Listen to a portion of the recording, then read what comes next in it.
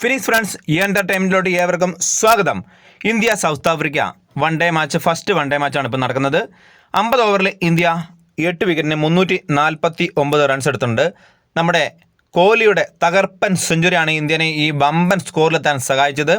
2 അർദ്ധ സെഞ്ചുറികളുമുണ്ട് നമ്മുടെ രോഹിത് ശർമ്മയും അതേപോലെ തന്നെ ക്യാപ്റ്റൻ രാഹുലിൻ്റെയും. അപ്പം ഓരോരുത്തരും എടുത്ത റൺസ് എത്രയാണ് നമുക്ക് നോക്കാം.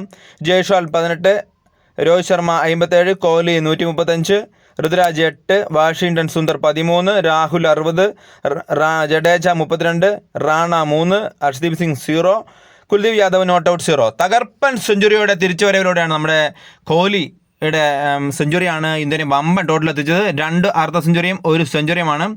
ഇന്ത്യ 50 ഓവറിൽ 8 വിക്കറ്റിന് 349 റൺസ് എടുത്തിട്ടുണ്ട്. എല്ലാവർക്കും നല്ല പൊരിഞ്ഞ തല്ല് കിട്ടിയിട്ടുണ്ട്. ഞാൻ ഓരോരുത്തരുടെ അവർക്ക് എടുത്ത് ഞാൻ പറയുന്നില്ല. അപ്പം അടുത്തതിനി സൗത്ത് ആഫ്രിക്കയുടെ ബാറ്റിംഗ് ആണ്. സൗത്ത് ആഫ്രിക്ക 300 ബോളിൽ 350 റൺസുമാണ് അവർക്ക് ജയിക്കാൻ വേണ്ടത്. എന്ന് വെച്ചാൽ 50 ഓവറിൽ 350 റൺസ് അവർ സ്കോർ ചെയ്യണം. അപ്പം നമുക്ക് മറ്റ് അപ്ഡേറ്റുമായിട്ട് വരാം. ബൈ.